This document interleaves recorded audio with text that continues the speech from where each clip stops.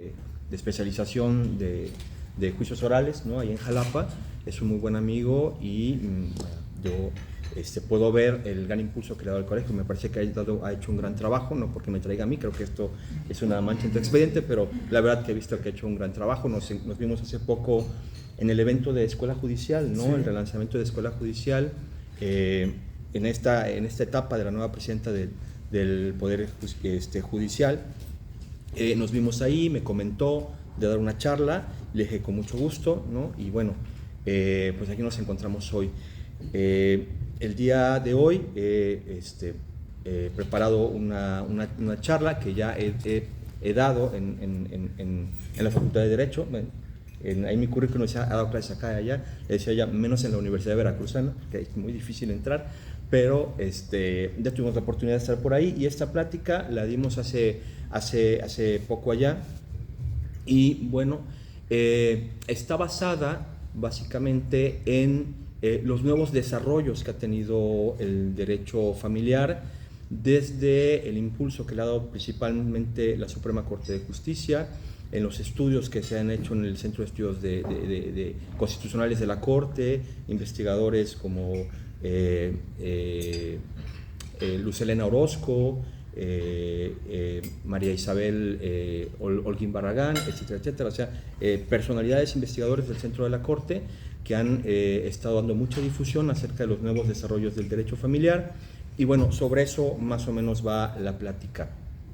Me dicen que te expongo más o menos de una hora y 15, y me permitiré empezar la charla, ¿no? No es una conferencia magistral como tal, y si gustan al final de ella podemos intercambiar. Trataré de dar, esto va a ser pues un viaje muy rápido, muy grande, pero muy breve al mismo tiempo, sobre lo que serían los nuevos desarrollos del derecho familiar, que como ustedes saben son muy amplios, ¿no? Los nuevos horizontes del derecho familiar, la transformación que se está dando en la materia, ¿no? Los nuevos desarrollos que ha alcanzado, y bueno, pues sobre eso va la conferencia.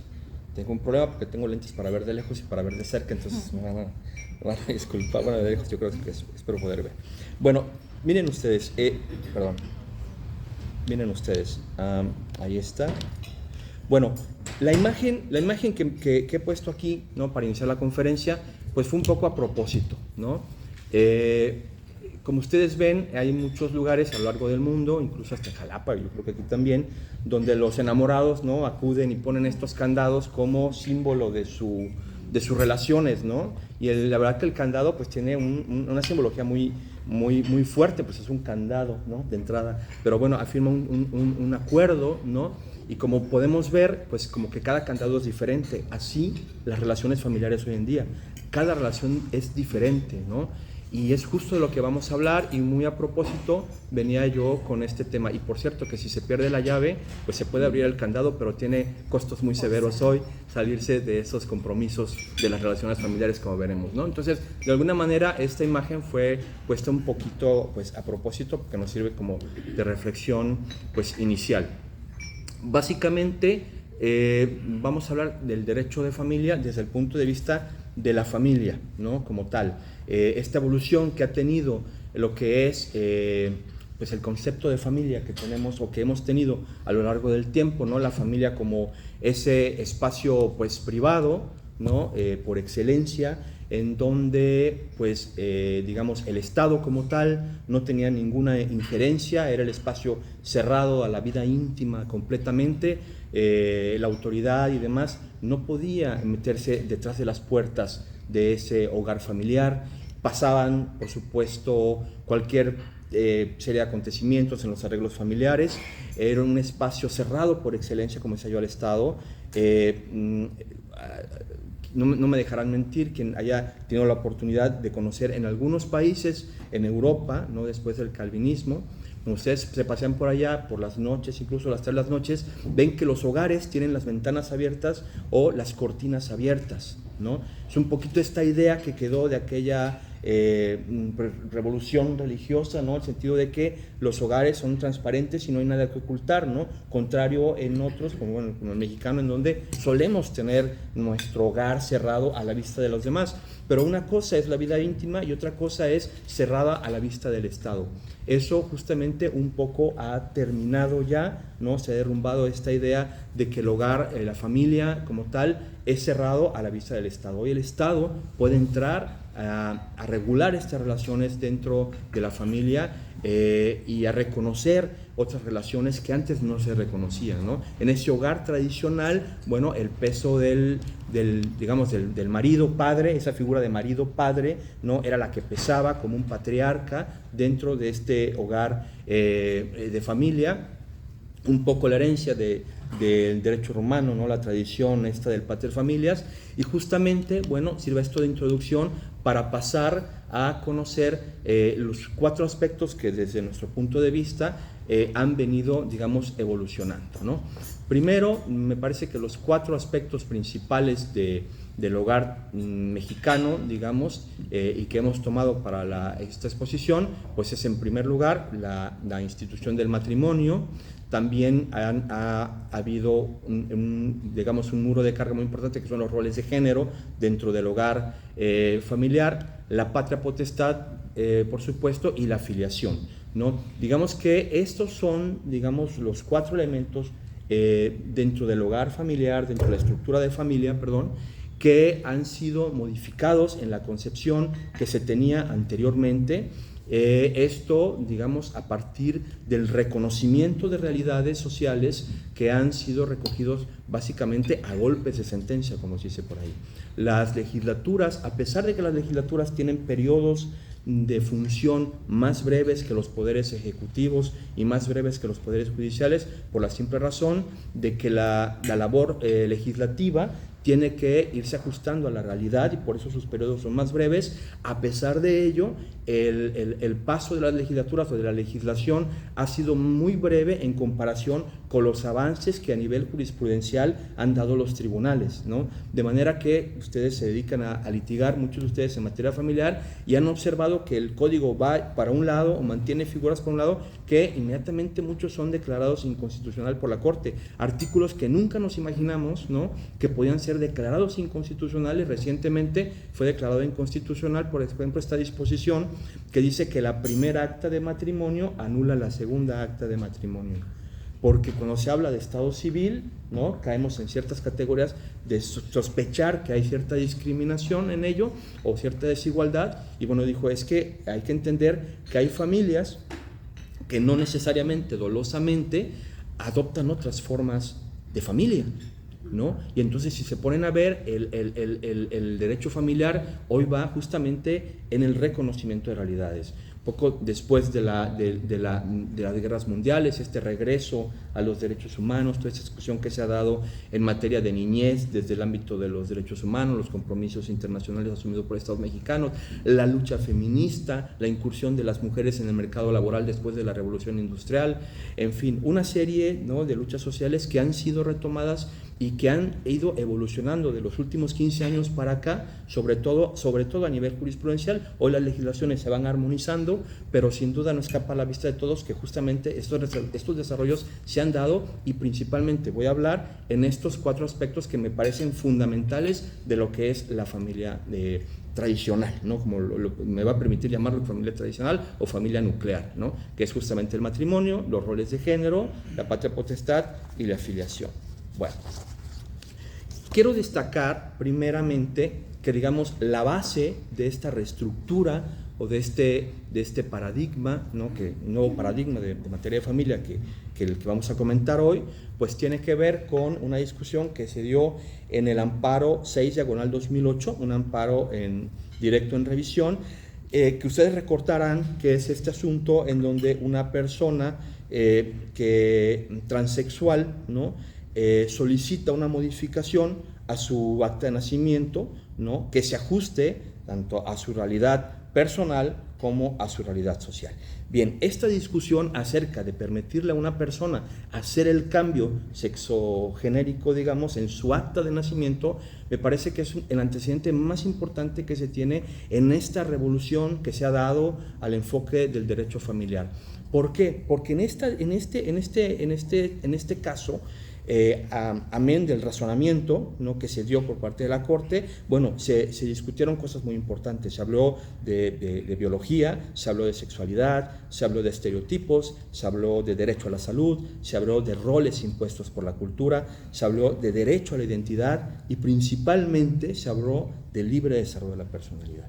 De manera que hoy, en las resoluciones, como también en el legislativo, lo que debe de primar son dar razones, ¿no?, que es justamente la argumentación. Es decir, argumentar es dar razones, y qué mejor que sean buenas razones, ¿no? De manera que en las sentencias, como ustedes pueden ver, hoy lo que se busca justamente es razonar. O sea, sí está el texto de la ley, pero se ha concluido que no es suficiente, y puede haber modificaciones, o te tienes que alejar y lo tienes que razonar y tienes que argumentar. En este caso en particular, pues la Corte, en conclusión, lo que dijo fue que era contrario a derechos humanos mantener a una persona, ¿no?, en una persona en un sexo en el cual no siente propio, ¿no? Ni siquiera ya era compatible con su realidad social y era contrario al derecho a la salud desde un punto de vista emocional o mental, y era contrario, por supuesto, al libre desarrollo de la personalidad. Y a partir de este reconocimiento y esta argumentación sobre el libre desarrollo de la personalidad es como se empiezan a modificar todos estos aspectos, ¿no? Fueron la base justamente de estos pilares, ¿no?, fundamentales, la transformación de estos pilares fundamentales de lo que es el derecho familiar en particular. Bueno, el primer cambio, ¿no?, digamos, que se da a la institución del matrimonio tiene que ver con la concepción de la familia nuclear, ¿no? El matrimonio era concebido como el parámetro o la figura ideal de familia, ¿no? El matrimonio hombre, mujer y, por supuesto, dirigido con la finalidad de procrear, ¿no? En su momento, yo recuerdo, allá por el 2003, cuando estaba en la Ciudad de México, antes de entrar a la maestría allá en la UNAM, trabajaba yo en el Congreso de la Unión, y un compañero de cubículo, ¿no?, me llevó un reportaje del Universal, cuando el Universal todavía se leían periódicos, ¿no?, traían unos suplementos ahí semanales, y había un suplemento 2003 que decía las nuevas formas de familia, ¿no? Entonces yo lo tomé y lo empecé a hojear, y eran como 20 tipos de familia, 15, 20 tipos de familia, no recuerdo, y entonces lo llevo con otro compañero de cubículo, los empezamos a ver, y mi compañero me dice, mi modelo es este, ¿no? Y dice ahí, familia extraterritorial. Le digo, ¿cómo? Me dice, mira, yo tengo hijos que viven con su mamá, yo tengo una pareja de hace más de 15 años, pero mi pareja tiene su casa y yo tengo mi departamento, y así estamos a todo dar, y ya llevamos 15 años funcionando, nos vamos de vacaciones y los fines de semana me quedo allá, me quedo acá. Esa es mi familia, ¿no? Hablo del 2013, de 2003, por supuesto. Bueno, todo esto, ¿no?, a partir de los cambios para acá, pues hoy, como todos sabemos, ¿no?, ha habido una serie de, por lo menos, intentos legislativos por reconocer nuevos modelos de familia, como fue en su momento en el Distrito Federal la discusión sobre la ley de convivencia, ¿no? Que bueno, pues ahí está, pero que a la postre incluso fue, ya ustedes saben, decir que crearle una figura a ciertas personas para no acceder a la figura del matrimonio, pues es contrario a derechos humanos, ¿no? Es totalmente discriminatorio, ¿no? O sea, hacer la exclusión de parejas del mismo sexo con respecto a otras personas en el goce de los derechos que tenemos todos, sobre todo en el libre desarrollo de la personalidad, es decir, la planeación que cada quien quiera hacer de su vida, ¿no? Y esto nos viene a la mente muchos refranes de que pues cada quien hace con su vida, o planea con su vida lo que quiera planear, ¿no? Y entonces eso, el derecho, de alguna manera, lo puede reconocer. Claro, hay límites, ¿no? O sea, hay límites, no todo es válido. Es cierto que a veces espanta un poco la evolución que se está siguiendo en la materia, sobre todo porque hay temas que más adelante platicaremos, temas que son de derecho familiar, pero que en algún momento se van a discutir. Entonces, de manera que me parece que lo primero que modifica la visión de el matrimonio como base de la familia mexicana es esta cuestión de la familia nuclear o el matrimonio heterosexual únicamente y la finalidad reproductiva como tal, cuando en la Corte ya ha analizado y ha dejado asentado que el matrimonio no tiene que ser necesariamente entre dos personas de sexo diferente y que tampoco la finalidad del matrimonio es la procreación, porque hay muchas parejas, ¿no? Y cada vez más que se unen y que no tienen dentro de sus planes, por ejemplo, pues tener hijos y que al final pues es hasta cierto punto respetable. Bueno, esto, el reconocimiento de otros arreglos, ¿no?, a nivel de familia es parte de la evolución que ha hecho el derecho familiar. Otro de los aspectos que también han, digamos, modificado la idea de lo que es el matrimonio, la preeminencia del matrimonio como ideal de la familia mexicana, pues es nada menos y nada más que el concubinato, ¿no? Justamente la Corte se ha ya pronunciado y ha hecho, bueno, hay cantidad, ustedes saben, de jurisprudencia desarrollada en materia de concubinato, donde lo que se ha buscado es equiparar, ¿no?, los derechos, obligaciones y efectos del concubinato ante el matrimonio. De manera que hoy podemos casi afirmar que la diferencia entre el matrimonio y el concubinato pues es la fiesta, ¿no? Que tal vez puede ser fiesta de concubinato, ¿no? Pero básicamente, de ahí en fuera, todos los derechos que gocen los esposos, ¿no?, los cónyuges, también los deberán de tener los concubinos. E incluso aquella discusión, ¿se acuerdan? Famosa del amaciato, ¿no? Que cómo el amaciato puede tener derechos. Bueno, es que se ha volteado a ver que el lazo civil o legal es fuerte, ¿no? Pero hay otros lazos más fuertes, como son los lazos afectivos. De manera que negarle reconocimiento a estos nuevos, digamos, mosaicos de familia, ¿no? Bueno, pues es contrario justamente a derechos humanos, es discriminatorio hacerlo. Y entre muchas cuestiones que se han discutido en el concubinato, que han también ayudado también a proteger ciertos derechos dentro del matrimonio y que también nos han dado, si en el concubinato se hace esto, pues con mayor razón en el matrimonio, por ejemplo, ha sido la pensión compensatoria, ¿no? El tema fue principalmente en un caso en donde la legislación de la Ciudad de México establecía un plazo para reclamar pensión compensatoria menor al plazo que se establecía para el matrimonio, ¿no? O sea, hay legislaciones, no es el caso de Veracruz, hay legislaciones que tienen un plazo para reclamar pensión compensatoria. El caso es que en la Ciudad de México el plazo para que las concubinas pudieran reclamarlo era de la mitad. Este asunto llegó hasta la Corte y la Corte dijo, ¿por qué vamos a hacer distinciones? Si ya dijimos que no vamos a hacer distinciones en los modelos de familia, ahora ¿por qué vamos a hacer distinciones en los miembros de esas familias, ¿no? Que al final también son familias?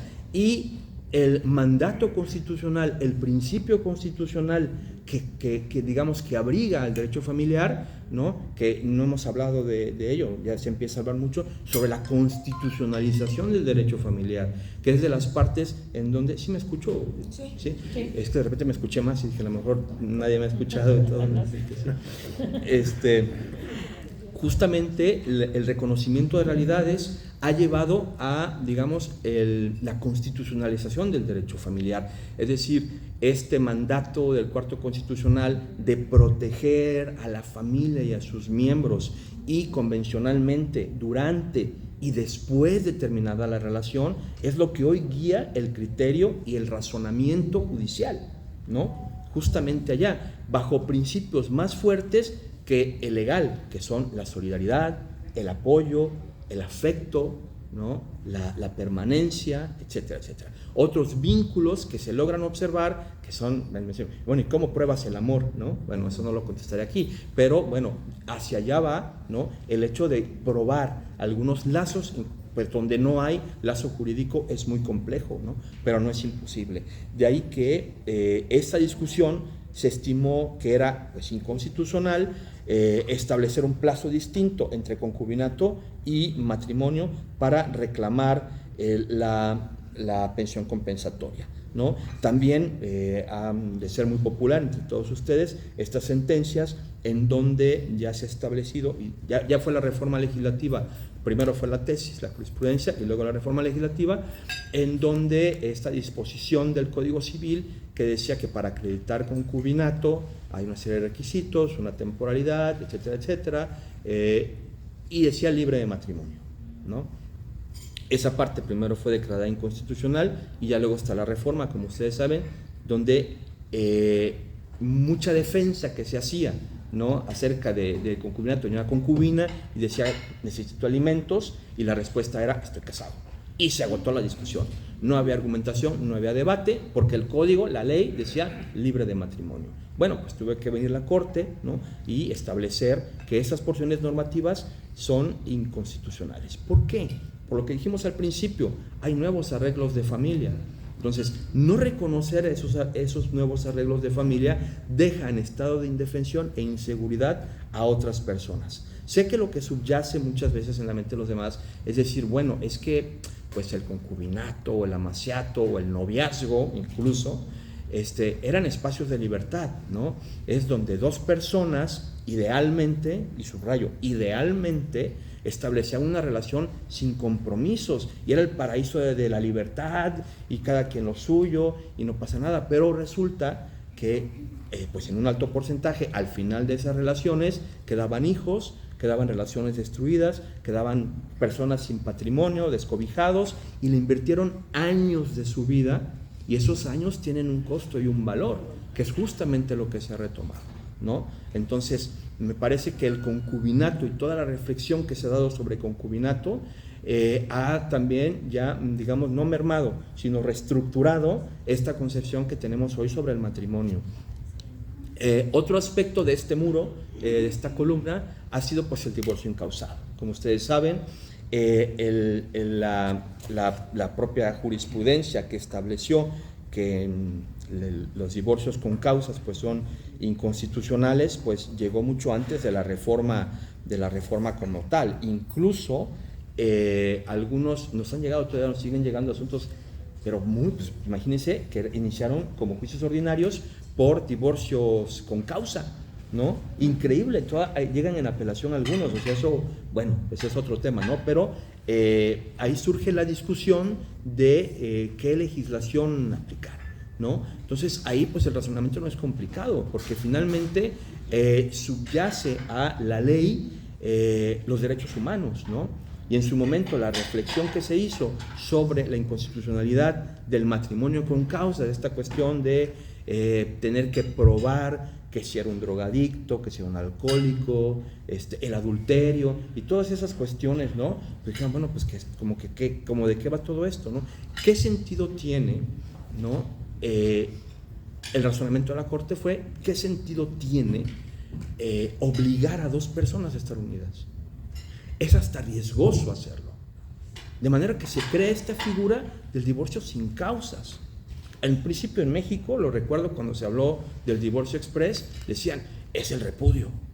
Esa figura de derecho romano que está vigente en sucesiones, ¿no? El repudio, es el repudio. Y en materia familiar, ¿cómo? No puede ser. Moralmente no puede ser. Pero al final, digamos, si ponemos en una balanza o ponderamos que es más importante la figura del matrimonio, ¿qué utilidad le da al Estado mantener a dos personas unidas a la fuerza, no permitirles terminar su relación? Es hasta riesgoso, como decía, ¿no? Ante esa situación, pues la Corte dijo, se acaba, ¿no? Se acaba de manera de reconocer esta posibilidad del divorcio con causas. Y aquí quiero hacer un breve paréntesis, porque lo que está haciendo el colegio en este momento es justamente hacer promoción de cultura jurídica, y esto yo lo veo como una nueva cultura jurídica. Ustedes son abogados litigantes, entonces una de las cosas de que yo he reparado acerca de este concepto, todos estos conceptos que tenemos del matrimonio, el concubinato y demás, tiene que ver con la forma en la que hoy se disuelven las relaciones, digamos, legales del matrimonio, ¿no? Antes, este modelo de causales, ¿no?, obligaba a probar algo muchas veces difícil de probar, a que hubiera un cónyuge culpable, y ese cónyuge culpable pues no merecía nada, ¿no? Absolutamente nada, podía hasta perder a los hijos, etcétera, ¿no? Por una conducta más bien inmoral, o depende, ¿no? Cómo estaba el tema. Hoy la salida del matrimonio es más fácil, sí es cierto, es más fácil, pero si ustedes se ponen a observar, la salida del matrimonio tiene costos económicos que antes no se tenían. Y yo creo que es una de las cosas que se tienen que hablar con los justiciables, con sus clientes, ¿no? O sea, porque no, me parece a mí, no es justo decir, vamos a divorciarte, ¿no? Creo que hoy las personas tienen que pensar muy bien, ¿no? Tienen que pensar muy bien el paso que van a dar.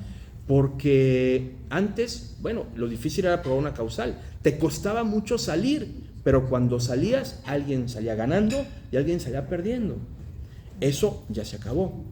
Pero hoy es muy fácil salir, pero el costo de la salida, ¿no?, es sumamente alto, ¿no? Es sumamente alto. A mí me ha tocado establecer pensiones compensatorias, incluso vitalicias,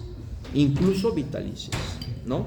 Entonces yo sé que es un tema discutible y lo podemos discutir, porque sobre de todo esto tienen que haber razones y buenas razones para ello, ¿no? Y que las hay, Pero es muy importante muchas veces hablar con las personas que tienen un conflicto familiar y establecerles esta realidad. Es decir, porque muchas familias pueden que estén a tiempo de recuperar sus relaciones. Es decir, esto también nos debe llevar a la reflexión, ¿no?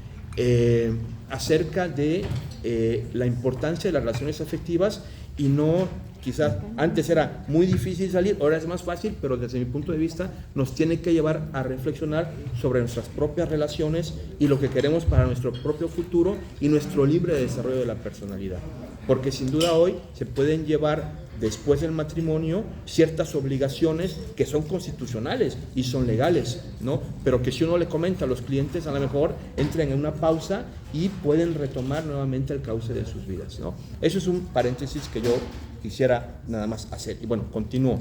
El siguiente aspecto muy importante que se ha modificado dentro del concepto del derecho familiar, pues son los roles de género, ¿no?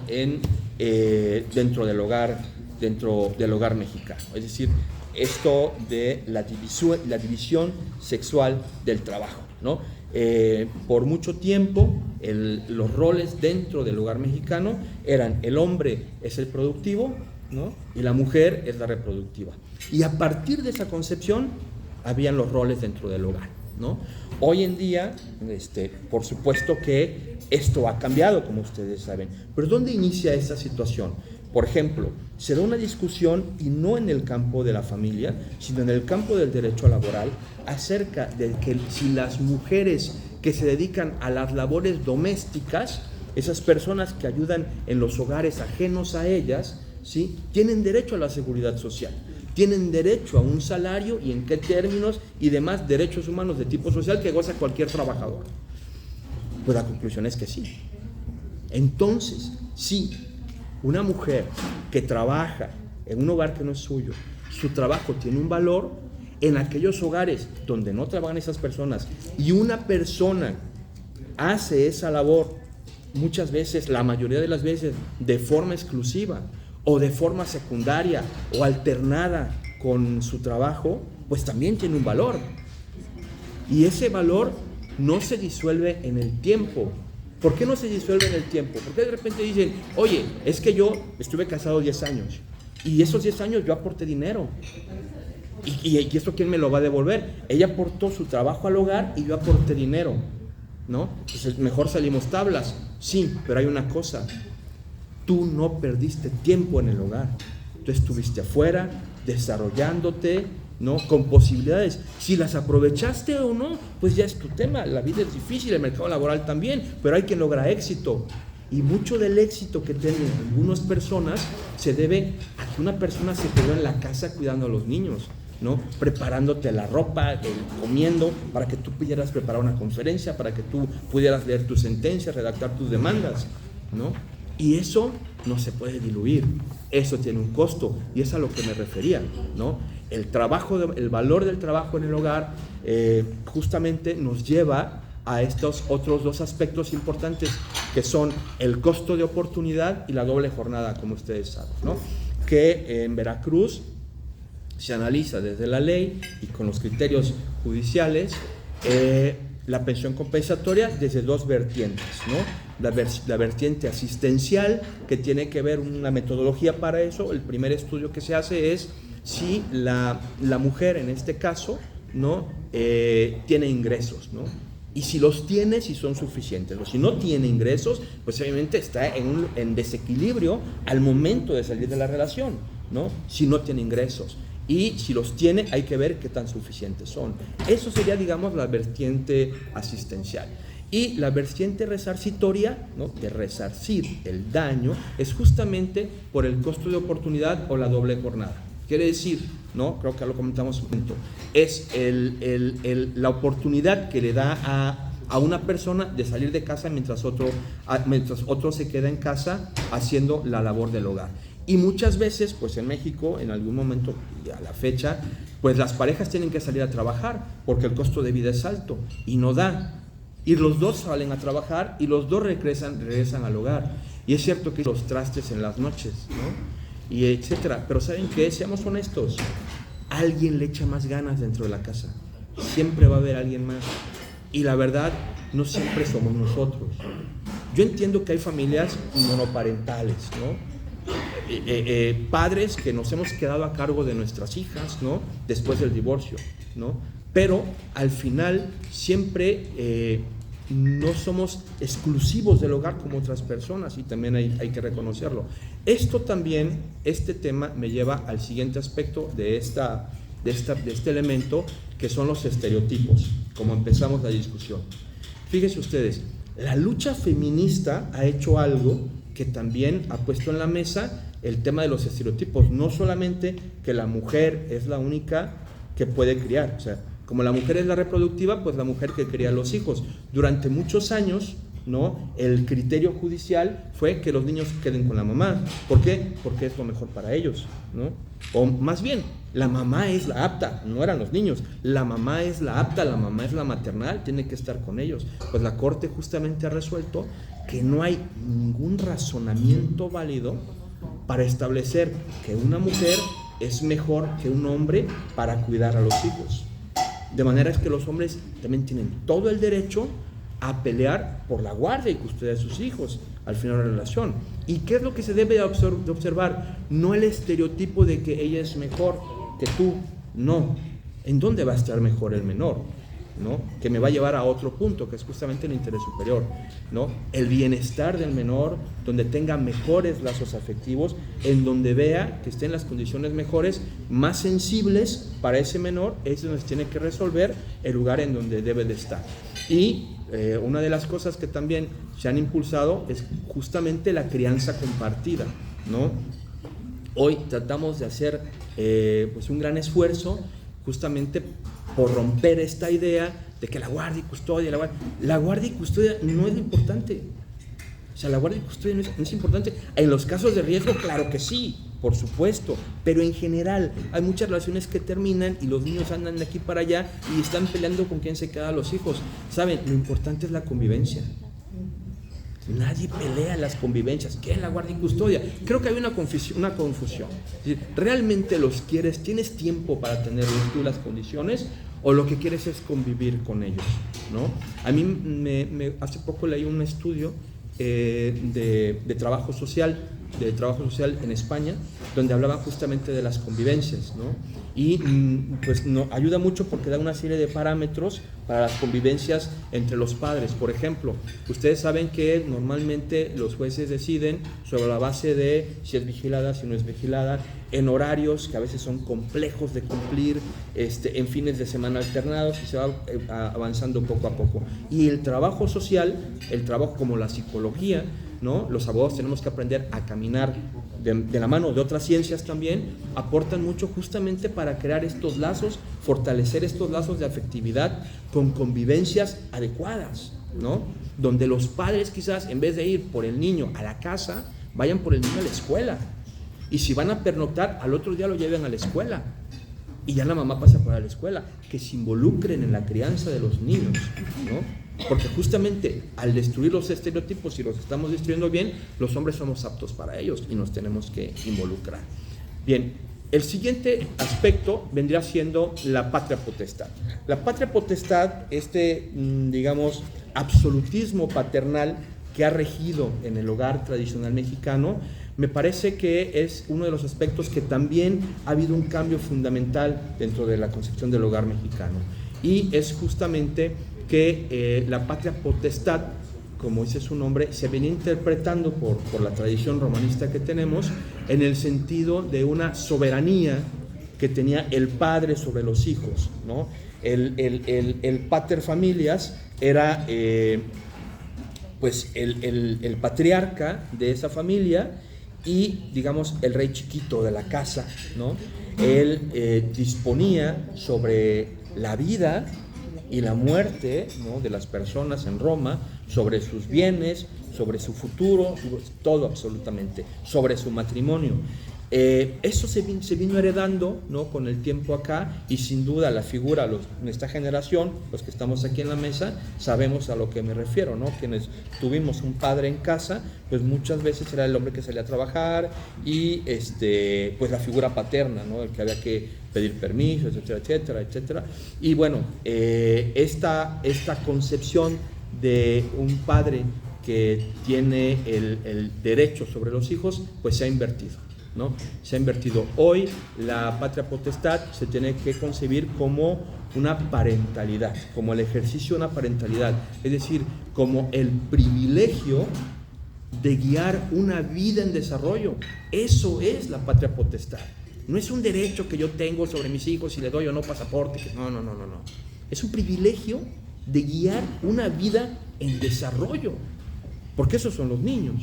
Sujetos como nosotros en desarrollo, ok, pero son sujetos de derechos igual que nosotros. Entonces, hoy la patria potestad justamente se ha visto, digamos, su concepción se ha modificado principalmente por este elemento que se llama interés superior de niños, niñas y adolescentes, ¿no? Que, bueno, aquí quiero también hacer un breve paréntesis, porque el interés superior de niños, niñas y adolescentes es algo que nos viene dado, ¿no?, de la teoría y de los derechos humanos, ¿no?, de índole internacional, ¿no? La lucha por los derechos de los niños pues ha sido un camino muy largo, ¿no?, desde la Declaración de Ginebra de 1924, la otra Declaración de los Derechos del Niño del 59, hasta la Convención de los Derechos del Niño del 89. Y en ese paso, ¿no?, ustedes pueden ver una gran evolución. Por ejemplo, la Declaración de Ginebra, que es un documento histórico muy bonito, ojalá tengan oportunidad de leerla al salir de la conferencia, son unos cuantos artículos, pero está redactada, y ojo con la técnica legislativa de la época, está redactada en términos de la humanidad tiene un deber con los niños, ¿no? Tenemos el deber de darles educación, tenemos el deber de alimentarlos, tenemos el deber de que sean felices, tenemos el deber de que tengan una familia, tenemos el deber de, en fin, surgió por personas maravillosas en interguerras y posguerras que impulsaron los derechos de los niños. Los derechos de los niños prácticamente nacieron en orfanatos de la Segunda Guerra Mundial. El origen de los derechos de la niñez es de verdad muy triste. No se les veía, hasta hace poco existían los consejos tutelares que estaban integrados por un psicólogo, un abogado, un médico, ponían al niño y el niño así, decían, bueno, tú te vas sancionado de esta manera. El niño no participaba, no podía hablar, y si hablaba no importaba lo que dijera, ¿no? Bueno, esta transformación que se ha dado de los derechos de los niños, bueno, surge justamente en la teoría, y aquí me gustaría hablar un poquito de teoría, ¿no? ¿Por qué le llamamos interés superior del menor, ¿no? Bueno, de entrada, pues es que hay un interés. ¿De quién es el interés? De la sociedad. ¿Por qué? Por reconocerles derechos y hacerlos valer, y darle un peso específico a los derechos, un peso más allá del peso. Es decir, interés superior de los niños es que es un interés superior al de los padres, de entrada, ¿no? ¿Por qué se transforma la técnica legislativa en los tratados internacionales de decir un deber? En aquel entonces, la teoría de la voluntad que muchos conocemos, ¿no? ¿Se acuerdan esa de que qué es un derecho objetivo? La facultad derivada de la norma, en donde yo la hago efectiva, ¿no? De entrada yo tenía que tener capacidad jurídica para hacer efectivo ese derecho, y ese era el derecho de la voluntad, yo tener la voluntad de activar mi derecho. De manera que en esa concepción teórica, con quien tenía yo un deber, él tenía un derecho hacia mí. ¿Ves? Si el señor tiene el deber de pagarme la renta, pues yo tengo el derecho de exigirla, ¿no? Teoría de la voluntad, civilista totalmente. Se interpone una teoría que se llama la teoría del interés, justamente del interés, ¿no? En donde dice, bueno, es que el estudio justamente empieza por el tema de los niños, ¿no? Neil McCormick, un destacado prócer de la argumentación jurídica, ¿no? Tiene un ensayo por ahí que inicia diciendo, no sé cuáles son los derechos de los niños, pero no tengo duda de que tienen derechos. Y es que es muy diferente decirles que hay deberes con ellos a que tienen derechos, porque el derecho es lingüística también. No vamos a negar que el peso de la lengua, del lenguaje en el derecho tiene un peso. Si yo digo, esto es de mi propiedad, ustedes saben, no se los tengo que decir, que no le, oigan, esto no lo agarren porque es mío, no, es de mi propiedad.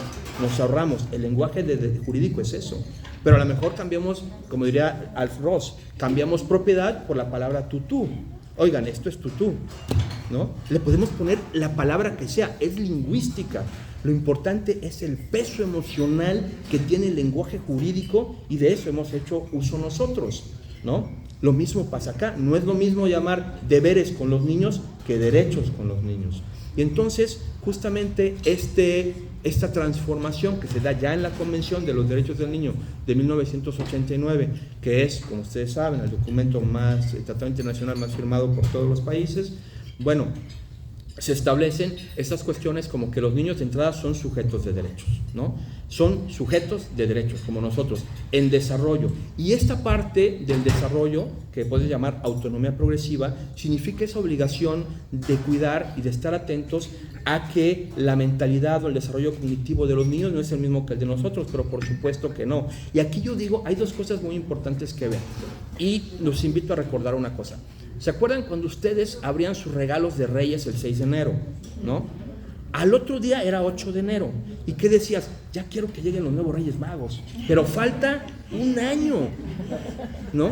Falta un año, falta un montón. ¿Hoy qué dicen? Ya estamos a medio año, ya se nos fue el año. La concepción del niño respecto del tiempo, por ejemplo, ustedes saben, es diferente a la del adulto. Hoy el tiempo se nos va. Cuando eres niño quieres que pase rápido. No, yo ya quiero crecer, ya quiero ser grande, etc. Y eso también justifica una discusión a la que no vamos a entrar hoy, que tiene que ver con las penas para los niños, ¿no? Que tiene que ver con muchos, no, es que penas duras como adultos. Espérame, primero, son niños, ¿no? Su concepción del tiempo es diferente, ¿no? Y te comes algo muy importante que es la adolescencia y la juventud, y esa no regresa. ¿Cuánto tiempo duró su adolescencia a su juventud? ¿Cuánto tiempo pasó de que eras un adolescente a que te casaste? ¿10 años entre tu adolescencia y tu matrimonio? O bueno, que saliste de la carrera. ¿Cuánto tiempo pasó? ¿10 años? ¿15 años? Y de que saliste de la carrera a hoy, ¿cuánto tiempo va? Y aquel tiempo no fue el más rico de todos, fue muy breve. Fue muy breve. Y hay personas que dicen, lo tienen que pasar en la cárcel, cuando muchas veces el crimen juvenil tiene que ver, sin duda, con la sociedad, ¿no? Recuerdo el caso del niño sicario, ¿no? En donde decía, pues es que lo expulsó la familia, lo expulsó la escuela, ¿no? Entrevistan al director de la escuela, y dice el director, pues es que era tremendo, yo lo expulsé, ¿no? Y los padres, no, pues es que era tremendo, pues digo que se fue. Pues claro, pues ¿qué esperábamos de ese niño? ¿No? Todo el mundo le cerró las puertas, como comunidad, como escuela, como familia. Entonces, si hay un compromiso en ese tema que no se puede juzgar a la ligera, y tenemos que argumentar, el debate es válido, sobre todo legislativamente, que representa a la sociedad, pero con buenos razonamientos, y estimar este tipo de cosas, ¿no? El tema del desarrollo cognitivo de los niños, por supuesto, es muy valioso. Y bueno, no sé si ya ¿Vamos bien? Ok. Bueno, eso tiene que ver por cuanto a autonomía progresiva. Y en ese sentido también quiero yo destacar otro tema de la autonomía progresiva, que es la participación de la niñez en los asuntos que involucran. Este es un tema que viene dado por la propia Convención de los Derechos de los Niños, ¿no? En el artículo 3, y voy a hacer aquí una lectura integral del artículo 3, párrafo 1, que dice: en todas las medidas concernientes a los niños que tomen las instituciones públicas o privadas de bienestar social, los tribunales, las autoridades administrativas o los órganos legislativos, una consideración primordial a que se atenderá será el interés superior del niño. Esta es una de las mejores técnicas legislativas, en lo particular este artículo, que más me agrada, ¿no? Yo soy, desarrollé mucho tiempo la técnica legislativa. Para ser asesor legislativo hay que ser asesor técnico legislativo. Hay muchos asesores legislativos, ¿eh? Yo soy asesor legislativo de diputado, no, ok. Pero asesor técnico es otra cosa, ¿no? Se tienen que especializar en esto, en la redacción, en la técnica legislativa. Y como ustedes pueden ver, parece que cada palabra fue debidamente cuidada y escogida. Cuando dice en todas las medidas, dice todas. No dice en algunas, dice en todas. Involucra al poder legislativo, involucra al poder ejecutivo, involucra al poder judicial, a instituciones públicas o las privadas, de la que sean. En todas, no hay excepción. En todas esas medidas concernientes, ¿qué es? Que le afectan de manera directa o de manera indirecta. Si hay una afectación, aunque sea indirecto al menor, ese niño tiene que participar, se tiene que privilegiar su interés superior. Y dice, una consideración primordial. ¿Qué es una consideración primordial? ¿Con quién tenemos consideraciones? ¿Tú tienes consideraciones con cualquiera? ¿Tienes consideración con la persona que va en el tráfico y se va aventando, etcétera, etcétera? No digo que lleguemos a otros puntos, pero dices, él es un adulto como yo y hay consideración con esta persona, si es una persona grosera y demás, ¿no? No es una persona vulnerable. Uno tiene consideraciones con los sectores vulnerables principalmente, ¿no? De manera que al decir una consideración primordial, ¿no? Es que se le reconoce, por un lado, el grado de vulneración de los niños y por otro lado, una protección especial, primordial. Y finalmente dice, será el interés superior. La consideración será el interés superior. Y será, no es, pues ahí vemos, ¿no?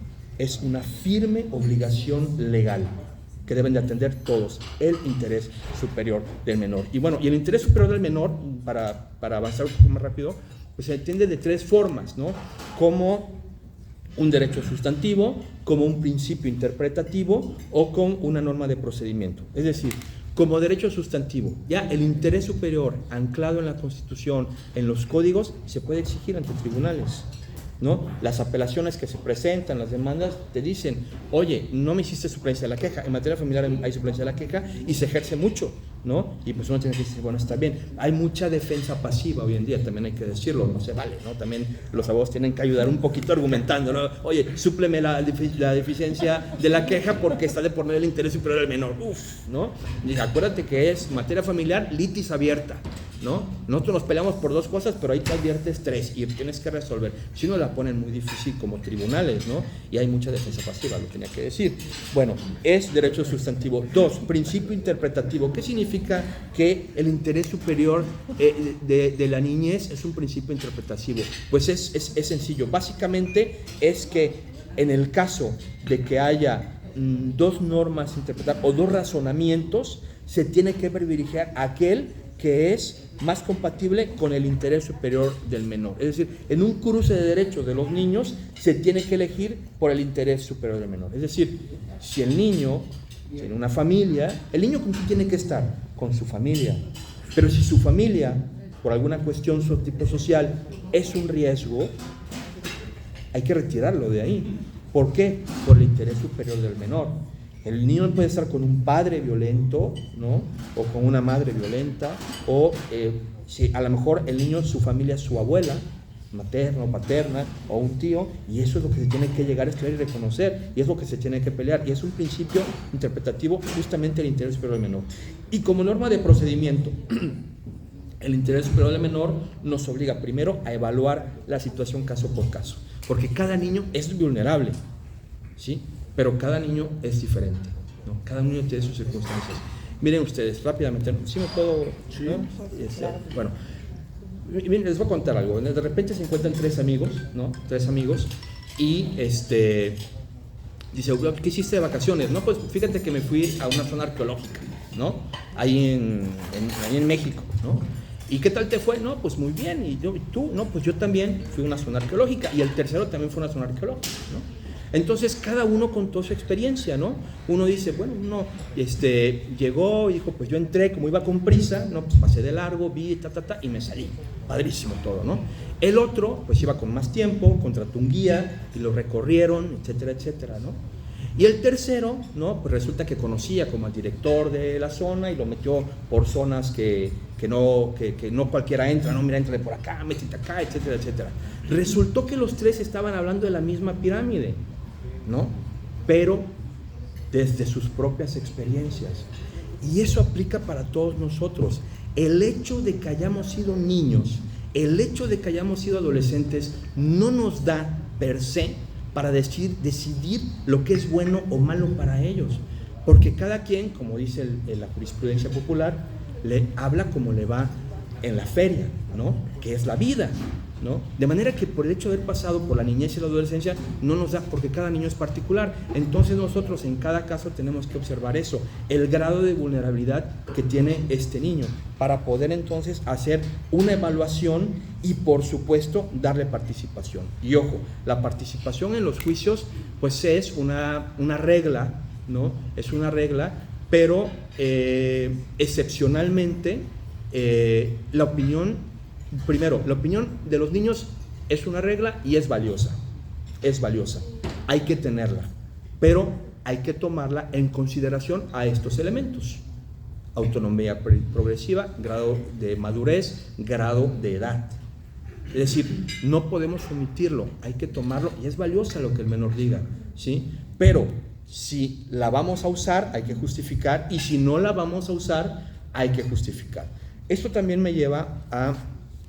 Yo hace un momento comentaba sobre que hoy los abogados tenemos que andar de la mano con otras ciencias del derecho, caminar de la mano, ¿no? Porque no somos todólogos.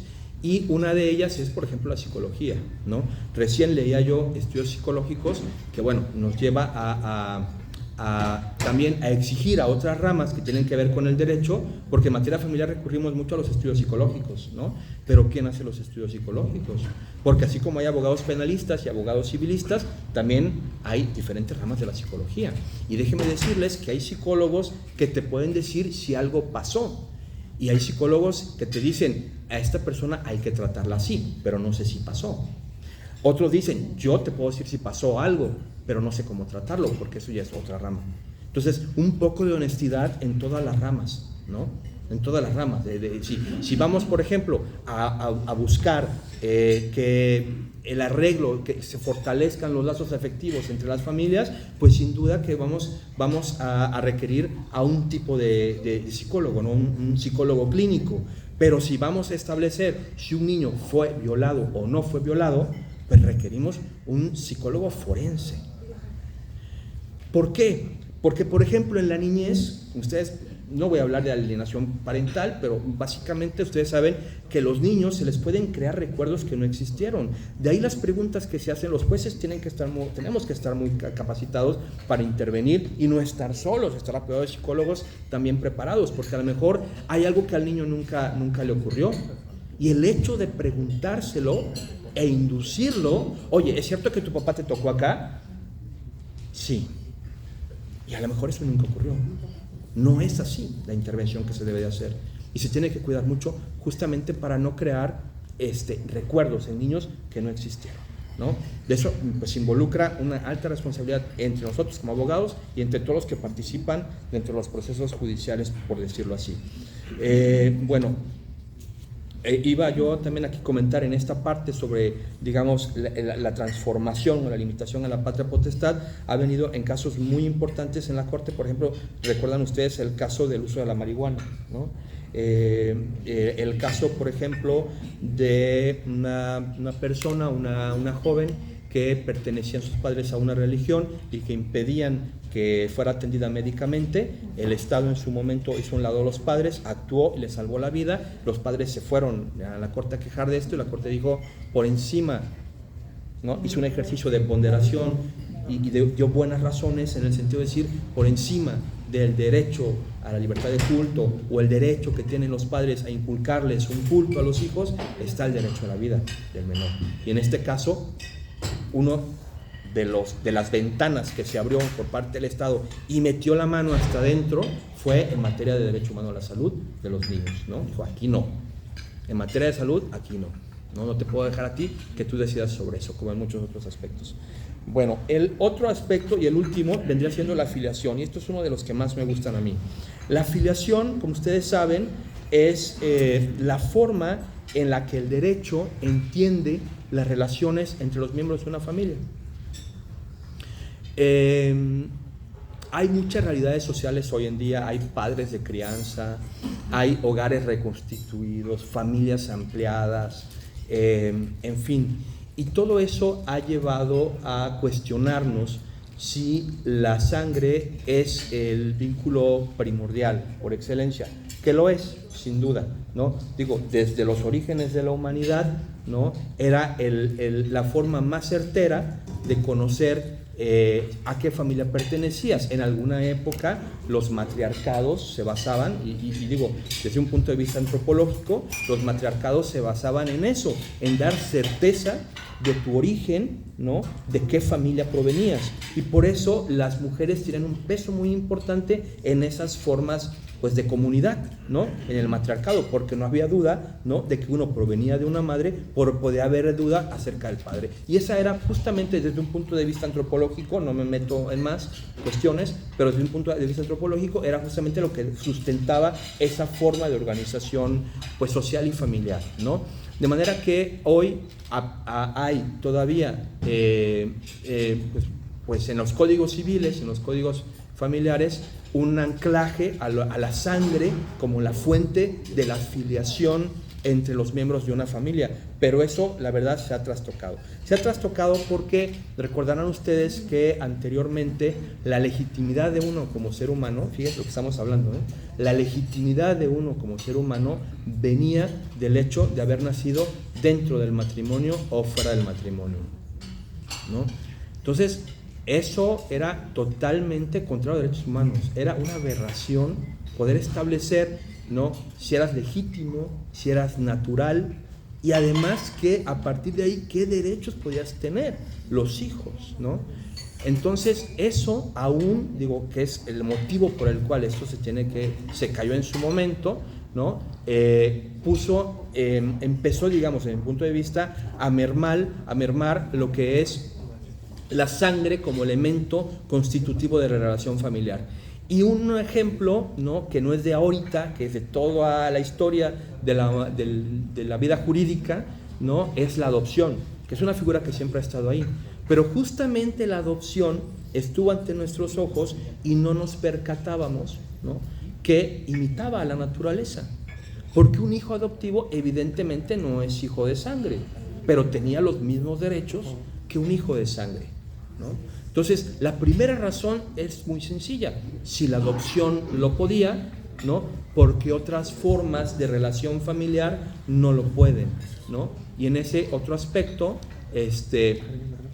vale la pena mencionar que han habido una serie de criterios por parte de la Suprema Corte de Justicia en asuntos muy interesantes derivados de esta nueva realidad, ¿no? Vientres subrogados, familias de crianza, familias ampliadas, familias adoptivas, todos los modelos de familia que ya hablamos.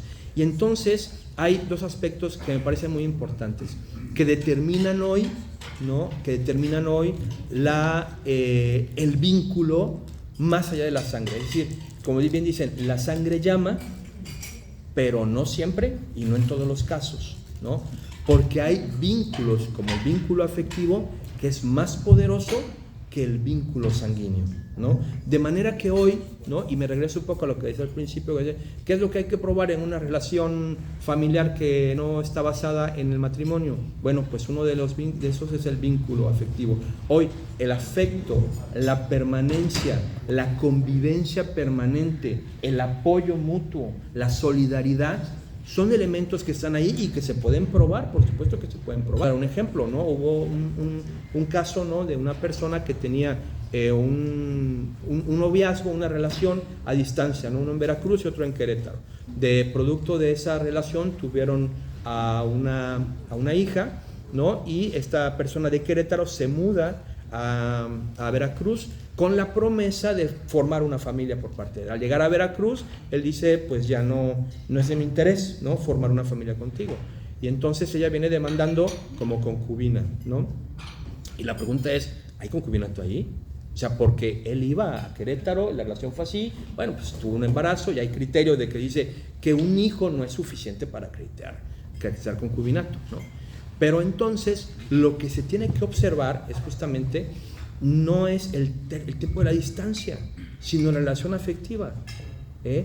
Y aquí, por ejemplo, el hecho de que esta persona se haya hecho cargo de los gastos médicos, el acompañamiento al ginecólogo, los tratamientos, todo esto, no me pueden decir que no había apoyo, solidaridad, afecto. Ahí había una familia, que después ya no, ok, está bien, ¿no? Pero al menos el reconocimiento de una unión existía. Y de ahí, pues había que dejar libre los derechos, pues para que se ejercieran de otra manera lo que de ahí pudiera derivarse. Pero no podemos ocultar, negar sobre la base, no, aquí no cumple con la ley porque no hay concubinato. No vivieron 3 años, está casado, etcétera, se acabó. No, hoy hay que entrar al análisis caso por caso y demostrar justamente estos vínculos de afecto, de solidaridad, de apoyo mutuo. Y les decía yo, hay casos muy paradigmáticos, por ejemplo, en donde 2 mujeres contraen matrimonio, deciden tener un hijo o una hija y una de ellas es la que participa de la fecundación, ¿no? Y bueno, al final logran tener una hija o hijo, no recuerdo. Y con el tiempo la mujer que no aportó material genético para su hija, pues dice, yo me divorcio y no es mi hija, pensión alimenticia, no es mi hija. Ella le demanda pensión alimenticia, una mujer a otra mujer, pensión alimenticia para nuestra hija. Y ella dice, no, prueba de ADN, no es mi hija, porque la sangre es la sangre. Y entonces en ese asunto surge un criterio, una razón, un razonamiento súper importante, que es cómo te conduces.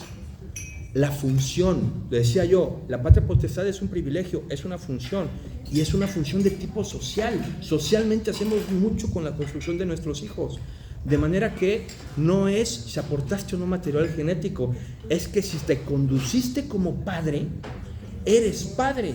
Si querías ser madre, eres madre. No se vale decir, yo le doy mi apellido, y después digo, chéquenla, no es mi hijo, yo le di mi apellido, por pobrecito se iba a quedar sin apellido. No puedes andar por la vida así. Esto también lo dijo la Corte. Dice tus apellidos, sorry. Que me engañaron, sí, pero el niño es el niño, ¿eh? Él tiene una identidad que ya está construida, ¿no? Y no tenemos, hoy sí, como decíamos, se acabó el matrimonio, el divorcio por causales, ya no es asunto de nosotros por qué se divorcian. No es asunto de ningún juez y de ningún abogado. Simplemente no quieres estar unido. Vamos un paso más allá. Vamos a ver cuáles son las obligaciones y derechos que van a surgir de esta separación. Pero ya las razones, es que me engañó y aún así la voy a dar. Ese es un tema de cada persona, ¿no? Ni es asunto de los hijos, es que tu padre me engañó, es que tu padre no.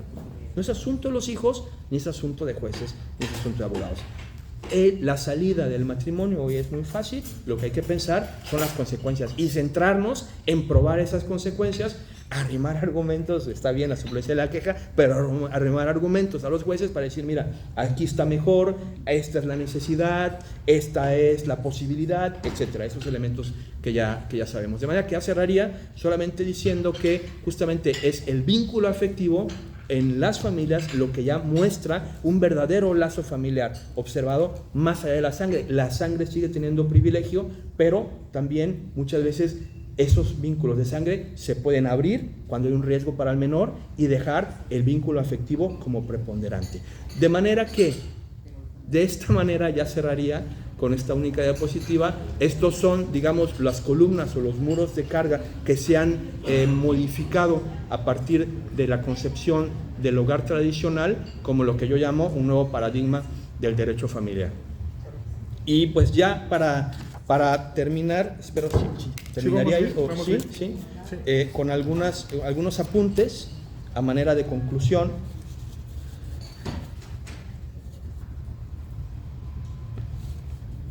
Bueno, a manera de conclusión, ahorita paso a la siguiente diapositiva. Lo primero que diría es que el matrimonio como tal es una forma de relación como muchas otras, ¿no? Como muchas otras.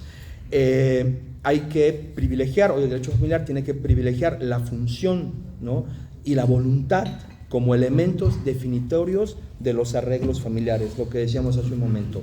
Evitar dentro de los procesos judiciales los perjuicios o los estereotipos familiares, como lo comentamos, y reconocer y pacificar, que esa es una función muy importante de abogados y de jueces, pacificar la compleja socialización humana, que para eso es lo que nos buscan.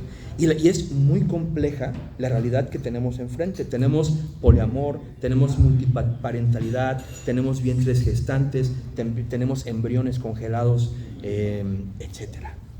O sea, esa realidad está ahí, y en algún momento el legislador, y si no, los abogados, postulantes y los jueces, tendremos que entrar en las discusiones casos por casos para pacificar estos conflictos.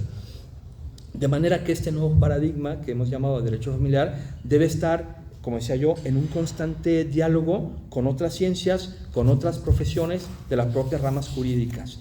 Y este paradigma de derecho familiar constituye, me parece, uno de los proyectos jurídicos, y si me apuran, hasta políticos, más importantes y con gran potencial de cambio social, por lo que ha venido representando en la sociedad los cambios que se han dado en la familia. Y finalmente, pues apelar, ¿no? O comentar con ustedes los costos judiciales y los costos legislativos, ¿no? Está muy bien que nosotros discutamos en sede judicial cada caso, ¿no?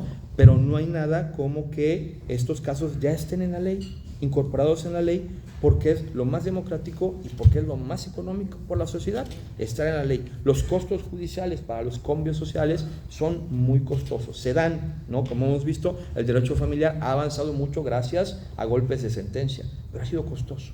Lo ideal es justamente acercar a los legisladores estas realidades sociales para que entremos a discutir el reconocimiento de las mismas. Si aún creemos que las normas siguen siendo relevantes para ordenar el comportamiento y la convivencia social. Muchísimas gracias a todos.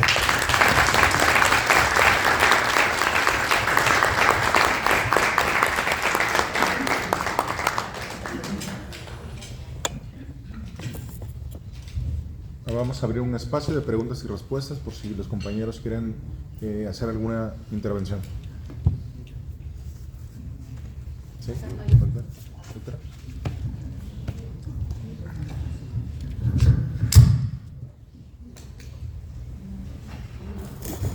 Sí, buenos días a todos.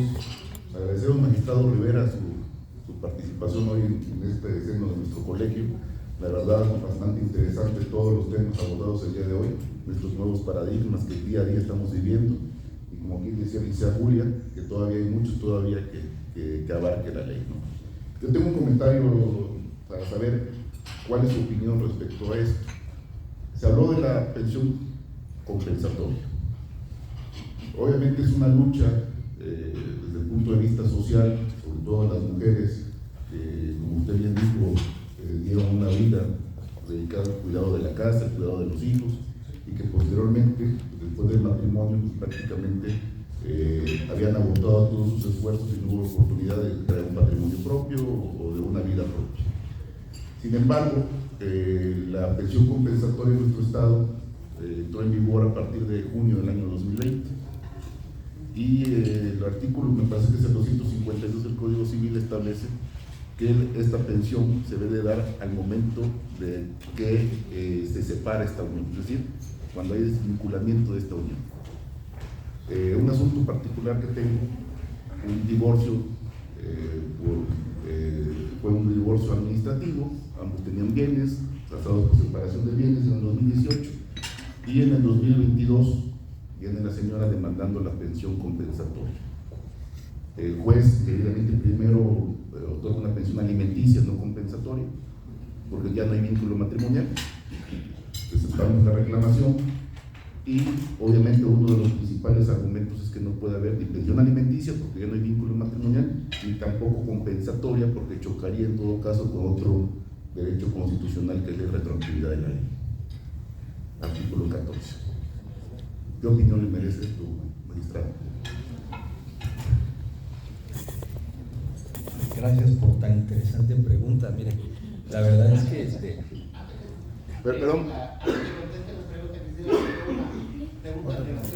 Perdón, no, estaríamos en el caso de que personas que se divorciaron hace 20 años pudieran pedir la pensión compensatoria, o hace 30, o hace 40, o hace 10 o 15 años, nada más para completar el tema. Sería sencillita, ¿eh? Últimamente pues tenemos visto que la pensión compensatoria está prevista, pero ahora sí que desconocemos por qué razón los jueces les tiembla la mano para que le den una pensión compensatoria de oficio a la mujer o al hombre, ¿no? La verdad que nos queda un poquito de duda cuando ya está escrito, está establecido que la pensión compensatoria debe darse. De hecho, había un juez que nos requería a nosotros en las contestaciones si la mujer quería una pensión compensatoria, ese juez ya se fue de aquí. Pero ahorita hay jueces que lo pedimos, pero en la sentencia no viene. Tenemos que estar recurriendo al recurso de apelación.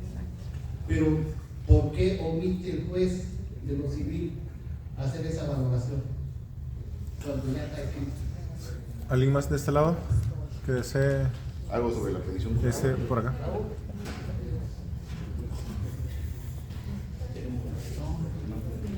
¿No? Ah, sí. ¿Sí? ¿Sí? ¿Usted? Ok.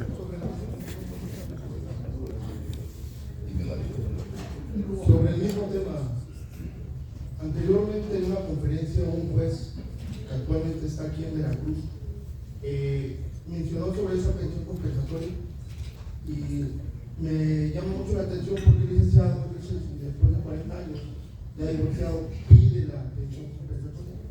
El juez nos remarcaba mucho que el derecho que tiene es el mismo tiempo que estuvo la cónyuge casada. Ya terminando el tiempo que estuvo casado, ya no tiene el derecho de solicitar esa pensión compensatoria, cayendo al mismo tema. Pero bueno, entra en choque con la retroactividad de la ley.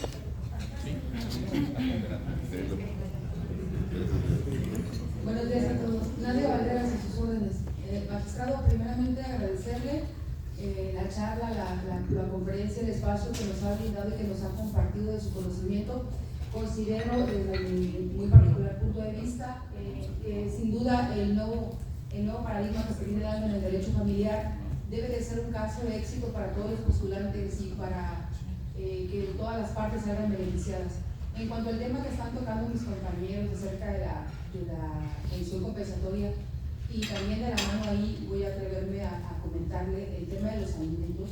Efectivamente, como han referido mis compañeros, yo creo que quienes deberíamos de profundizar más o de concientizar más a las autoridades, a los jueces, en el caso de que muchas veces hasta con un convenio que ya va firmado por las partes donde aceptan dar esa pensión compensatoria y aceptan dar un porcentaje de pensión alimenticia, los jueces te sacan de la resolución otra situación que nada tiene que ver cuando para ellos expresamente dicen que ese acuerdo de voluntades, ese convenio, lo van a dejar a un lado. Y para mí, desde mi óptica, pues dejan desprotegida a la mujer o al hombre que haya solicitado la pensión compensatoria y por consiguiente a los hijos. Entonces, es un caso muy particular en el que yo vengo atravesando y no puedo comprender la resolución que ha emitido el órgano jurisdiccional, pero sin embargo, más allá de eso, no puedo concebir cómo él me resuelve que por cuerda separada yo argumento y justifique si tienen derecho o no tienen derecho a los alimentos cuando ya viene plasmado en un convenio, ¿no? Y las partes ya estuvieron de acuerdo. Y él me quiere emitir otro criterio y me quiere dar una resolución que quiere que yo se la compre como postulante, en la cual, pues, le vuelvo a repetir, desde mi punto de vista, a lo mejor estoy mal, ¿verdad? Porque nadie tiene la verdad absoluta, sin embargo, considero que es violatorio y que no puede pasar por alto un convenio. Gracias.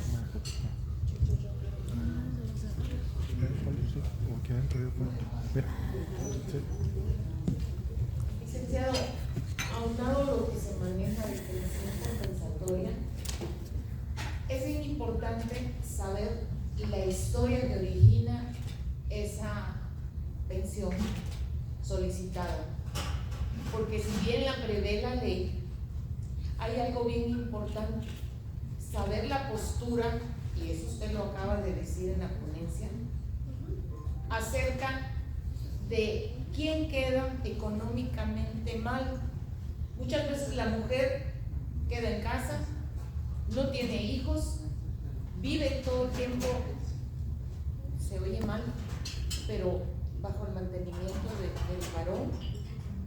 A veces ella, porque tiene todo, hasta quien le haga el quehacer, finalmente se divorcian y pide la pensión compensatoria. Y no hubo hijos, ni hubo que ella se ocupara en las labores del hogar. Aparte de eso, el varón le proporciona educación, obtiene un título universitario y está joven, de 30 a 35 años. Dura el matrimonio 8 años y sobre eso el juez determina pensión compensatoria. Le quita los alimentos, pero le deja una pensión compensatoria de por esos 8 años a un tanto por ciento. Por eso yo manifiesto, depende la historia y las pruebas que se aporten. Y si el varón, si bien es cierto, él salió, él vivió afuera, él tuvo oportunidades, ella también las tuvo y no se hizo cargo del hogar. Mas sin embargo, así resuelve el juez. Y hay una postura que debe aplicarse en la igualdad, porque si bien es cierto, sí se vio beneficiada y no está discapacitada. Entonces, yo le hago énfasis en cuanto a las pruebas y en cuanto a la historia de cada matrimonio o cada caso. Muchas gracias. Gracias. Bueno.